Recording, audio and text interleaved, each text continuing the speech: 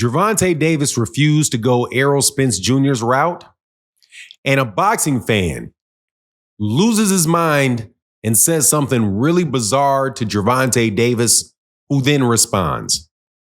Very interesting scenario. Let's talk about that in this video.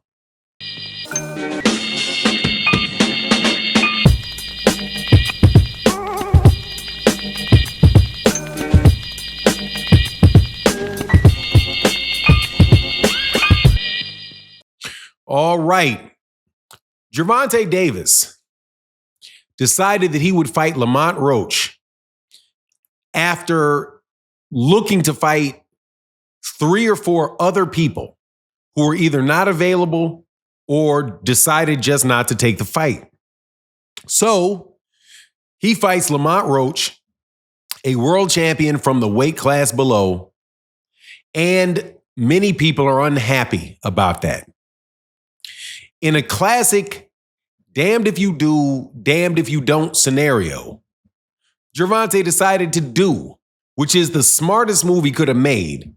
But a boxing fan jumps out of pocket and says something to the effect of, "You're 30 years old already. You've never done anything with your life. When are you going to hurry up and do something?"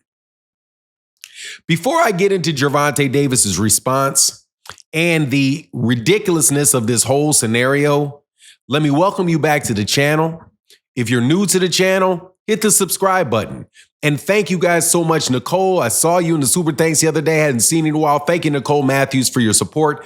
And really, the best way to support this video is to support in the super thanks. It's a little $sign down by the comment section, and it is the best way to help content creators continue to do their work. But let's get into this. There is a very consistent theme through boxing, and especially on YouTube with YouTube channels, and I'm definitely guilty of this myself, is that we complain a lot, complain constantly. But sometimes we complain about things that we shouldn't complain about because we've already complained about the alternative to the scenario that we're complaining about. This is important for me to set up the conversation. What do I mean by that? 2 complaints that we hear all the time of the PBC is that they make in-house fights and their fighters are not active. Gervonta Davis has had that said about him for some strange reason. I don't get it, that he hasn't an active fighter, that he's not living up his potential because he's not fighting enough. So Gervonta is going to fight Lamont Roach after having been turned down by Lomachenko, the fight with Shakur Stevenson not being available, the fight with Baranchyk not being available, several other fights at 140 pounds, those guys not being available. So he decides to be active. But that's not good enough. And guess what? A guy gets on the internet and has the audacity to say this, that you're almost 30 years old. Basically, what are you doing with your life? You haven't fought anybody. Your entire career is a fraud. Basically saying that Gervonta Davis is a failure. So Gervonta, like somebody that's got common sense, responds and says, hold on, man. You probably went to school, got a job. Now you have to get up and go to work for somebody that you work for that tells you what time to get up, what time to show up at work. Nah, man, I think I'll take my life just fine. I'm doing okay. How about you figure out what you're doing with your life? And I got to say that I appreciated his response because that is seriously, is like a reality check sometimes. Man, this guy and other fighters, they can only fight the people that they can fight. If they are staying active and working and trying to get fights, man, I can understand if you constantly refusing to take a certain fight. But if you know full well that you complain about a guy not being active, and then when he is active, you complain about that too, that is damned if you do, damned if you don't. And it's just getting a little bit tiring. I could understand if Gervonta Davis took Lamont Roach as his first attempt. And he said, yeah, I don't want to fight Lomachenko. I don't want to fight Shakur. I don't want to fight any of these other guys. I want to fight Lamont Roach. If you were complaining about that, that would be something to complain about. But there's nothing to complain about on a fourth, fifth, and sixth option, especially when we know full well what the scenario has been with Errol Spence. Errol Spence is somebody that fights only the best fighters that he can get. Only best fighters. That's what he's done. Every fight that he had fought for a while, except for maybe one or two, was either a mandatory or it was a unification fight. Well, how did that bode for Errol Spence Jr. and Errol Spence Jr.'s fans? Not well, because you get to see him fight maybe once every 2 years. So yeah, what a great event when he comes out. But hey, man, what good is it doing you being an Errol Spence fan for 23 out of the 24 months over the course of 2 years? Not a lot. Meanwhile, you got guys like Canelo. We definitely complain about who he fights, but you don't have to complain about whether or not you get to see him fight.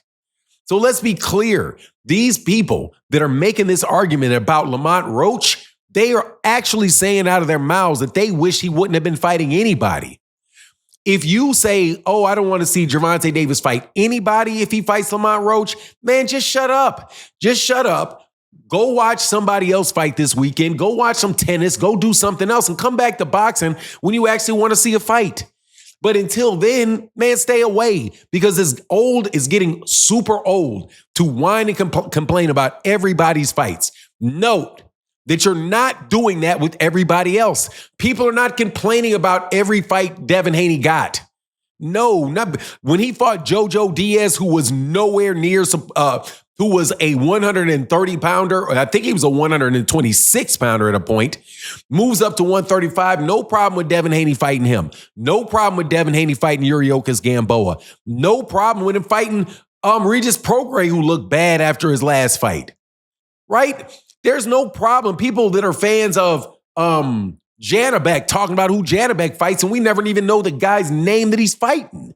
Still, we get to see him fight. Part of liking to see boxing is that you want to see people fight.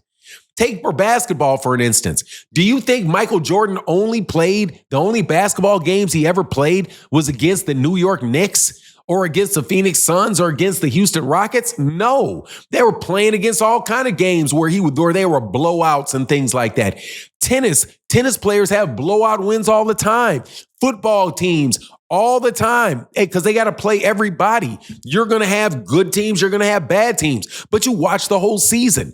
Baseball teams, same thing. Sometimes your favorite pitcher has somebody in front of him that he can strike out easy. You know it's coming. That's part of the game.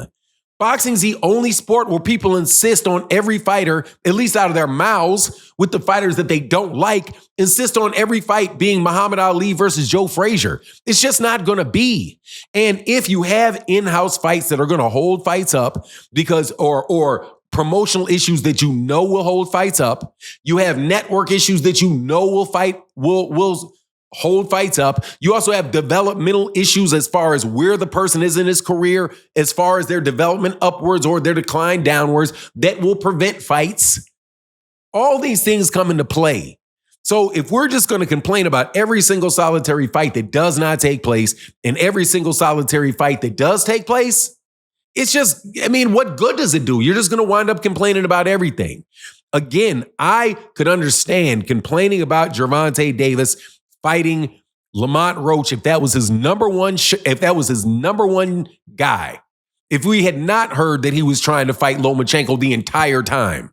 If we had not heard that Shakur Stevenson said that fight was not available next. If we had not heard those things, okay.